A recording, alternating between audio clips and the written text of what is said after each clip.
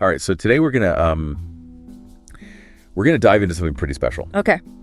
We're looking at excerpts from Surah Al-Muzzammil. Nice. And this is from the Quran, obviously. So for anyone who doesn't know, the Quran is the holy book of Islam. Yeah. And this particular surah is really interesting because it focuses on connecting with Allah, especially during the night, which is something I've always found really interesting. Yeah. So I think maybe like the best place to start would be like right at the beginning. Yeah. With those opening verses. You know, Okay. it's addressed to the Prophet Muhammad as the enwrapped one. It is. Yeah. And like, what does that even mean? So, in Arabic, the term, suggests a sense of comfort, closeness. It's almost as if Allah is, kind of gently pulling him in for this really intimate conversation. That's a beautiful way to put it. Yeah. It's like a really personal invitation It is. to connect. And then right after that, like right away, we get the instructions for night prayer. We do? But it's not like a strict, you must do this Right. kind of command, right? No, not all. There's like a flexibility built in. Absolutely. And I think that's something that's always stood out to me. So how does that flexibility work like in practice? So the Surah actually says, you can pray for half the night Okay. or a little less or even a little more. Oh, wow. So there's a pretty wide range there. Yeah, there is. That's really interesting. Yeah, and it kind of highlights, right from the get-go that connecting with Allah, it's a deeply personal thing. Yeah, it's not a one-size-fits-all spirituality, is it? It's not.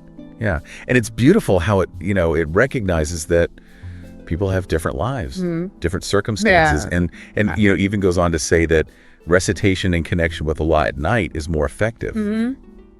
Now I got to ask, like, why the emphasis on the night? Well, there are, a lot of different interpretations of that. Some Islamic scholars talk about, it's a time of enhanced focus. Oh, okay. Other interpretations suggest that, prayers are more likely to be accepted at night. Interesting. But, just the stillness of the night itself, it's symbolic. Yeah, I can see that. It's like it mirrors this quietude that we need within ourselves to really connect. Yeah. Fewer distractions, Right. a sense of peace. It's like it creates a space for deeper introspection. I mean, that makes sense. Yeah. Like even outside of Islam, like a lot of spiritual traditions Right. emphasize finding that stillness. Yeah. Whether it's meditation or prayer. Exactly. Like that quiet time just seems valuable for everyone. Absolutely. But the thing is, like, life is busy. Yeah. Not everyone can just like drop everything Right. and spend half the night in prayer.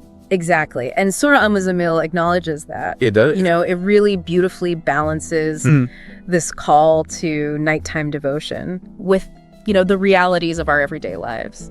Yeah, it doesn't expect us to, abandon our jobs and our families Right. to pray all night. Exactly. But it does say to remember Allah's name throughout the day, It does, yeah. which is an interesting instruction. It's like this gentle reminder, to keep that awareness with us, Okay. even when we're busy. Yeah. Like a thread connecting us back To Allah. to that source of peace and purpose. Yeah, like a touchstone to come back to. Yeah, exactly. And, it kind of reminds me of mindfulness practices. Oh, yeah. That's That's becoming popular even outside of religion. exactly. Yeah, it's like that awareness of the present moment. Exactly. And, remembering what's important. Yeah, and, it's interesting that, the Surah also talks about Yeah, how to deal with, criticism and negativity. it does. Yeah, there's that section about, like, when you're faced with disbelief or opposition, and it advises to, like, withdraw gracefully. It does, yeah. But that doesn't mean, like, being passive. No, not at all. It's more about, like, protecting your own inner peace It is. and focusing on your own spiritual growth. It is, yeah. And there's a real strength in that. Yeah.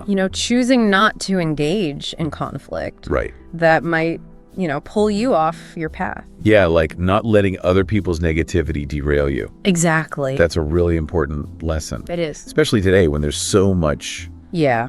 Well, yeah, noise and negativity. Exactly. But, the Surah also talks about like the warnings It does. and the consequences for disbelief, Yeah. which can be a tough topic. It can be. But it always comes back to this message of hope, doesn't it? It does, yeah. The emphasis is always on Allah's mercy and forgiveness. Right.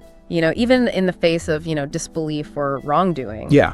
It encourages, people to read what is possible of the Quran, recognizing that we can't all be perfect, right? But our efforts are still acknowledged. Yeah, and that's really encouraging. Like, you don't have to be perfect. You don't. Just do what you can. Exactly. Yeah. It's about the journey. It's not about the destination. Yeah, and it's not just about belief either, is it? No, it's not. It's also about action. It is. The surah talks about prayer and charity. It does. And this really beautiful concept of lending Allah a generous loan. Yeah. I love that phrase. Yeah, it's a powerful image, isn't it? It is. And it basically means, engaging in good deeds. Okay. So it's not enough to just believe. We're called to actually live our faith. Through action, through kindness, generosity, service to others. Yeah, like putting our faith into practice in the real world. Exactly. So really, it's like Surah Al-Muzzammil is guiding us towards finding that stillness. That inner peace. Yeah, for personal connection with Allah, but also reminding us to carry that awareness into our daily lives. Yeah. And to actually embody our faith through our actions. Yeah. It's a beautiful balance. It is. Between, in reflection and outward action. Yeah, and I think that's something we can all learn from. We can. Whether we're Muslim or not. Yeah. It's like a universal message. It is. About how to live a meaningful life. Yeah. So, yeah, I think that's a good place to wrap up. Okay. But, as always, we like to leave our listeners with something to think about. Of course. So, taking inspiration from Surah Al-Muzzammil. Yeah. How do you find that stillness in your own life? And how do you translate your values? Whatever they may be. Yeah, whatever they may be, into action in the world. It's a great question. It is. Yeah. So, thanks for joining us. Thanks for having me. On this deep dive into Surah Al-Muzzammil. It's been great. Yeah, it's been a pleasure. It has. All right, we'll see you next time. See you later. Bye.